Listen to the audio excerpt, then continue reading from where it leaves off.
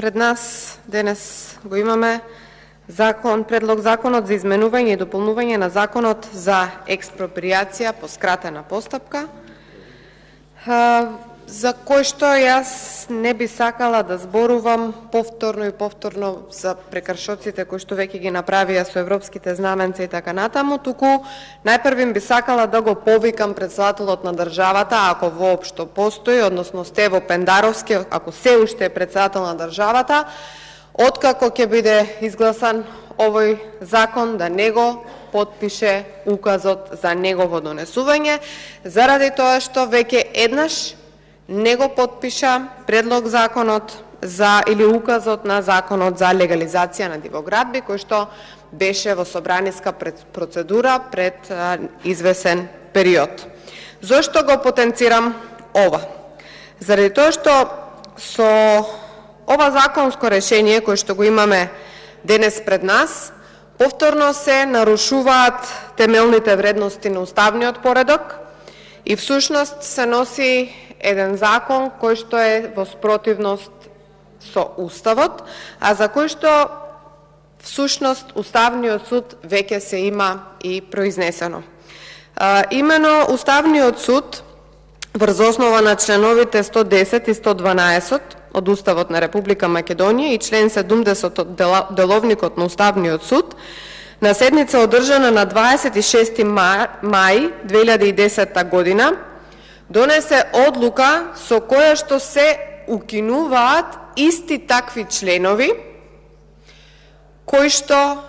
денес со оваа измена на законот за експроприација повторно има обид да бидат вметнати во овој закон.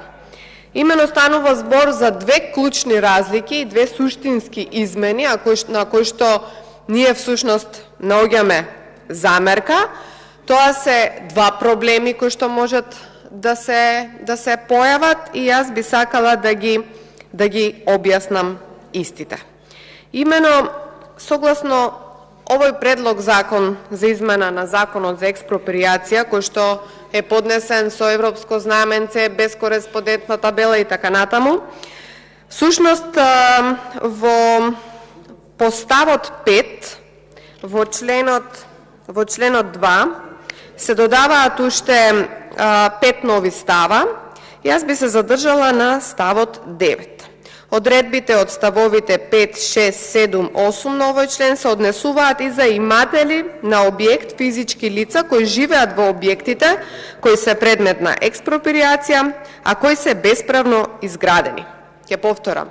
се однесува и на бесправно изградените објекти, а за кои до денот на поднесување на предлогот за експроприација е поднесено барање за утврдување на правен статус на бесправно изградени објекти согласно Законот за изменување и дополнување на Законот за постапување со бесправно изградени објекти од 2017 година. И под став 10 имателите на објекти од ставот 9 потребно е да поседуваат доказ за сопственост на земјиште на кое се изградени бесправно изградените објекти, предмет на експроприација и доказ за поднесено барање за утврдување на правен статус на бесправно изградените објекти. Сега, овде имаме изедначување на оние кои што имаат имотен лист, кои што плаќале даноци во Република Македонија, кои што навремено ја завршиле целата своја процедура, а впрочем и поминале низ одредена процедура за расчистување на имотно-правните односи или доколку постоеле такви. Сега, што ќе се случи со оние кои што немаат поднесено барање за бесправно изграден објект поради нерасчистени имотни односи? Земјиштето, ние знаеме дека во нашите населени места или евентуално низ цела Република Македонија постојат нерасчистени имотни односи за едно земјиште на кој што едниот син решил да гради објект. И така тие најчесто знаат и по судови да се влечат со години и да имаме нерасчистена состојба нерасчистени имотно-правни односи и на крајот од денот сега ќе имаме процедура во која што исклучиво се бара, значи, доказ за сопственост на земјиштето и во исто време доказ за поднесено барање за легализација на дивоградбите. Што ќе се случи во ваквите случаеви? Дали тогаш багерите ќе поминат низ трасата, ќе ги срушат овие објекти без притоа на овие граѓани да им се надомести она кое што со години го граделе и еве поради одредени причини не успеале да го легализираат, да го расчистат и така натаму. Понатаму, каков доказ представува всушност барањето за утврдување на легализација на дивоградба? Ова не значи дека ако некој поднел барање, дека во исто време ова легализација би била дозволена согласно законот од 2017 година. Исто така, овде имаме изедначување,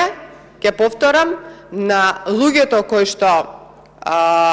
што имаат целокупна документација и имотен лист и замислете оние кои што немаат такво нешто и во исто време се поставува прашањето што во вакви случаеви. Замислете колку судски спорови после тоа би се створиле, а во исто време би се срушиле таквите објекти. Или еве, например, бидејќи само Артан Груби знае што ќе се гради, каде ќе минува трасата, каде низ кои приватни имоти ќе поминува, колку шуми ќе уништи, кои диви објекти ќе бидат легализирани, мене ми се поставува прашањето, ако замислете проценителот,